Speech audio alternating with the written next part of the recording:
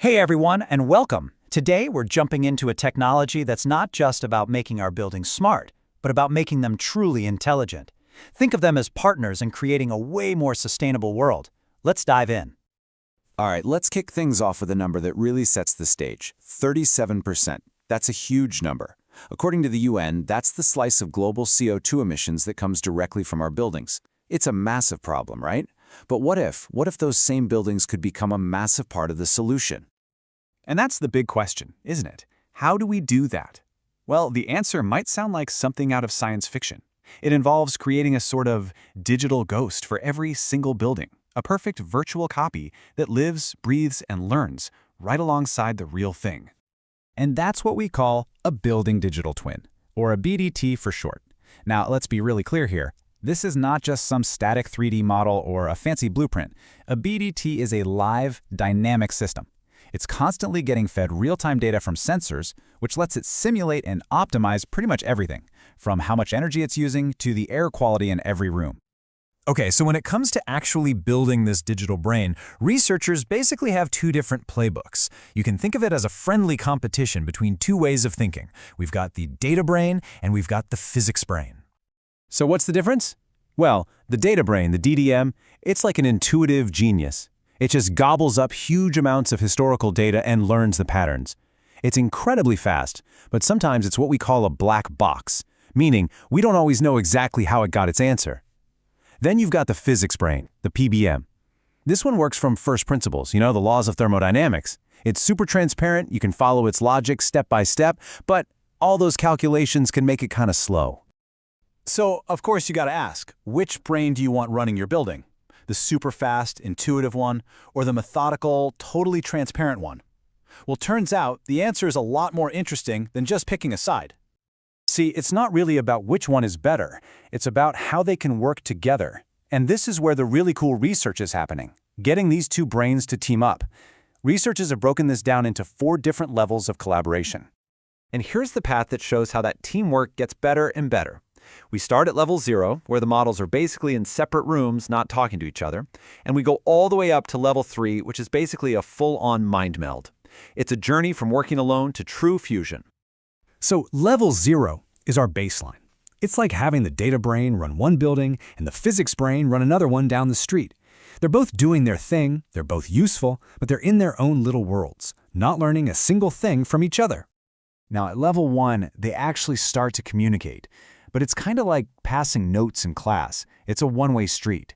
For instance, the physics brain might do a really complicated simulation and then just hand the results over to the data brain. It's a step up, sure, but it's not exactly a conversation. This is where it gets really interesting.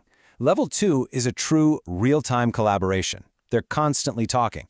The data brain might guess how many people are in a room right this second and send that info to the physics brain, which then instantly adjusts its heating model. It's a dynamic, back-and-forth partnership. And then we have the ultimate goal, level 3, fusion. This is where the two brains become one. The model has all the speed and pattern-spotting skill of the data brain, but all its thinking is guided by the fundamental rules of the physics brain. It's literally the best of both worlds, all in one package. So with an awesome goal like fusion, you'd think everyone in the research world would be racing towards it, right? Well, the data shows something kind of surprising. The vast majority of studies are still stuck back at level 0, just using one model or the other. Way fewer are even trying for that level 2 collaboration, and almost nobody has gotten to true fusion.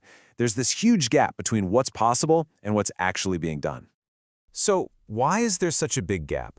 Well, it's because in the real world, you don't always just go for the most advanced option. It's all about making practical choices and trade-offs based on what you actually need to get done. So let's run through a scenario. Imagine you're working on a brand new building. You have almost no data on how it operates, but whatever model you use, you absolutely have to be able to explain its decisions to your boss. What do you pick? This is a job for the physics brain, hands down. Because all its logic is based on clear physical laws that we all understand, you can trust its results. And it doesn't need years of historical data to get going, which makes it the perfect choice here. Okay, now let's flip that completely. Scenario 2. You're managing a building that's been around for 20 years. You have mountains and mountains of sensor data, and your number one priority is a model that can make real-time predictions in the blink of an eye. This is where you bring in the data brain. A DDM can chew through that massive data set, learn all the complicated patterns, and spit out predictions with incredible speed and efficiency. It's just built for this kind of real-time job. So these scenarios really lay out the trade-offs, right? But here's the real kicker. Why should we have to choose? Why pick between being easy to explain and being super fast? The real power, the real breakthrough, happens when we stop asking which one and start asking how do we get the best of both? And that question right there brings us to the future of smart buildings. A future that isn't just data-driven and isn't just physics-based, it's a future that is fundamentally fused. This really is the main idea, the big takeaway.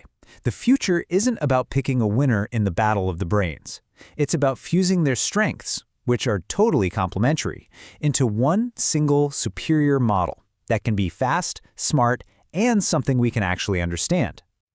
So the path forward is pretty clear. We've got to move beyond this siloed way of thinking and really push for more of that advanced, integrated teamwork. We need to start using these powerful tools for other critical things too, like spotting when something's about to break or improving building safety. We have to create this new generation of hybrid models that finally gives us the best of both worlds. You know, this technology is about so much more than just saving energy. It's about completely changing our relationship with the places we live and work in. It's about turning them from passive concrete boxes into active, intelligent partners. And that just leaves us with one final thought. If our buildings really do become our partners, what do you think we'll build together?